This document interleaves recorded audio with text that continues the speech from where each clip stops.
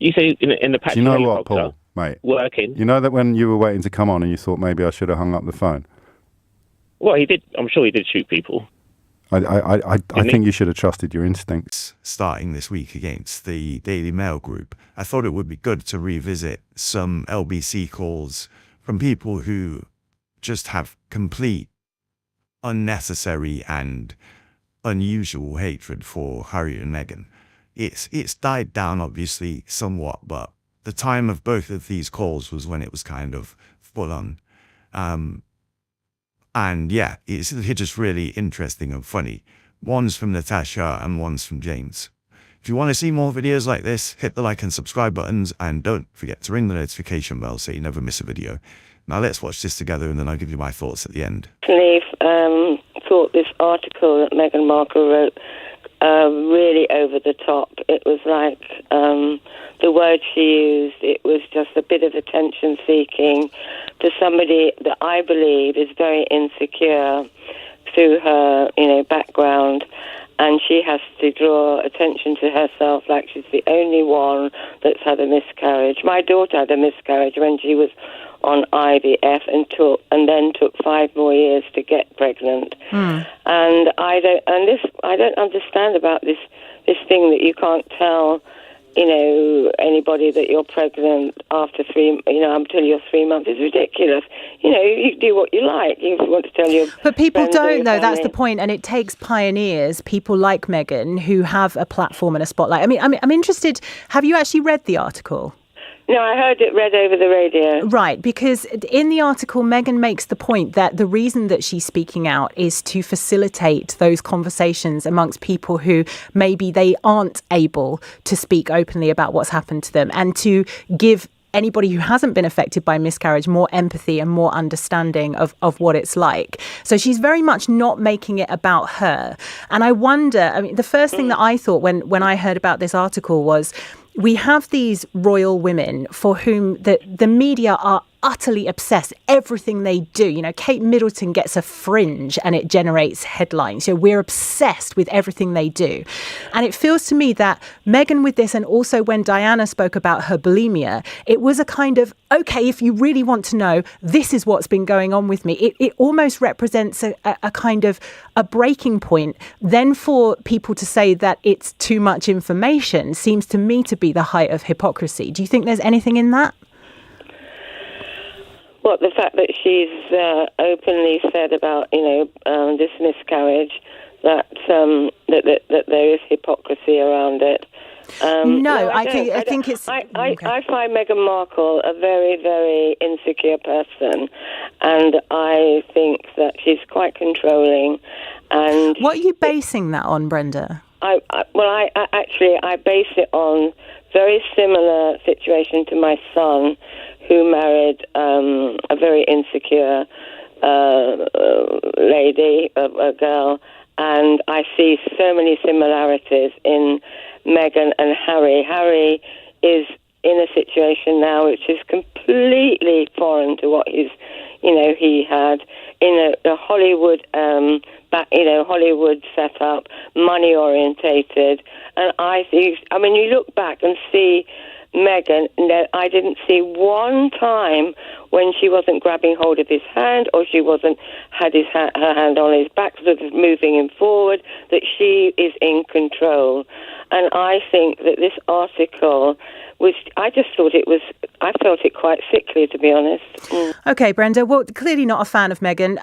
I have to say, it's like we have learned nothing from what happened with Princess Diana, that we have these people who speculate based on whether or not somebody is holding hands from the front or the back. That's a famous trope that body language so-called experts refer to, who take a gazillion pictures of these women and create these narratives about them being controlling and jealous and attention-seeking. It's like reminiscent of medieval witchcraft. They'd be burned if they lived in a different century. And then these kind of passive, noble men that we imagine that they've bewitched. And we are obsessed with them to the extent that, in the case of Diana, she died. in the case of Meghan, there is so much speculation about this woman. And when you take away all of the gossip and the hearsay, I cannot see that Meghan Markle stands for anything other than good. She's a feminist. She believes in equality. She's spoken about Black Lives Matter. It seems to me that she just wants everybody's lives to be a little bit better, including her husband Harry's. I've got a lot of time for Meghan Markle. I'm not a royalist by any stretch of the imagination. Do I think that taxpayers' money could be spent better than on the royal family? Yes, of course I do. But we have a royal family. This is the situation we find ourselves in. And that young generation, Kate, Wills, Harry, Meghan, considering the amount of media spotlight that they have to endure, have made really intelligent use of it, backing causes like, for example, mental health. So, yeah, if you're going to come at me with this anti-Meghan sentiment, you had better be match fit. Paul's in Croydon. Paul, what's he done wrong? Yeah, hi again, James, how are you? He hasn't done anything wrong per se, but I can only talk from my point of view, and it's horrible timing because I was talking to a researcher, and by the time it finished, I thought, oh no, am I an ogre? Maybe I should just put the phone down. Prince Harry, for me personally, is like collateral damage for my own personal cynicism of celebs, people who I guess are celebrities, and I guess he is now a celebrity. Now he's not a royal. If that makes sense. Not really. No, it doesn't. I mean, he's still Prince. Does anyway, Prince. So that's cool. He's a prince. I guess that's a fairly. I mean, he's not a formal member of the royal family, but let's say he is someone who's managed to achieve profile, whether through birth or career. Whatever glow is bestowed upon him, lucky him. I just don't want to hear it anymore. After the year I've had, I think people have had, me personally, I just can't.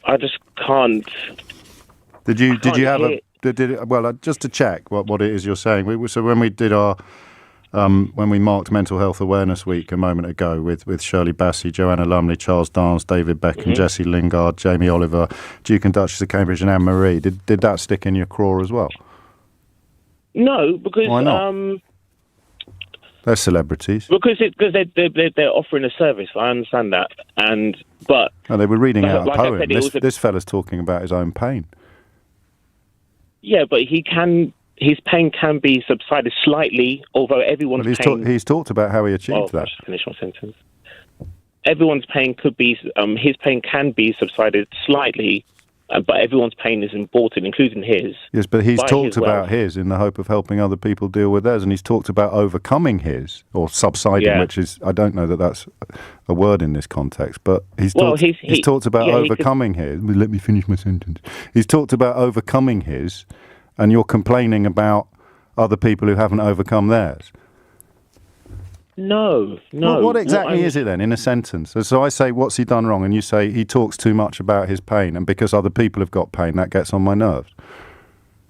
I think, in a sentence, I am slightly tired of celebrities, if the word is virtue signalling, or offering How can their it be services virtue signalling to talk about being in an Apache helicopter in Afghanistan, being chased by the paparazzi? Sometimes possibly innocent people. For context. Pardon? You say in the Apache helicopter. Do you know what, Paul, mate? Working. You know that when you were waiting to come on and you thought maybe I should have hung up the phone? Well, he did. I'm sure he did shoot people. I think you should have trusted your instincts. And there you have it. Two different callers, two different hosts, but a crystal clear pattern of attack. Let's break down what we just saw. First, you saw a caller accuse Meghan of being an attention seeking for sharing her pain, only to admit under questioning that she hadn't even read the article. And Natasha, I think, perfectly exposed the raw hypocrisy, being obsessed with a person's life but denying them the right to speak about it truthfully. And then in the second clip, James the second caller, dismisses Prince Harry's trauma as privileged virtue signalling, which is a classic tabloid line, and it completely falls apart when James asks for a single reason for his complaint. But it's not a coincidence. As with most of the propaganda that is now infesting our airwaves and our algorithms, it's a carefully constructed trap. If Meghan speaks about her pain, she's a narcissist. If Harry speaks about his pain, he's a fraud. And in both scenarios, their personal trauma is systematically invalidated, twisted, and used as a weapon against them. And these phone calls are the real-world evidence of what Prince Harry is arguing in court right now against the publishers of the Daily Mail. He claims they have created a hostile, toxic environment, and these callers are just the proof. They are repeating the exact narratives and buzzwords that have been pushed for years by the very media that Harry's fighting against. And this is what that hostility sounds like in the real world. So what are your thoughts? Let me know in the comments below, and if you enjoyed this breakdown, make sure you hit the like and subscribe buttons for more. Thanks for watching.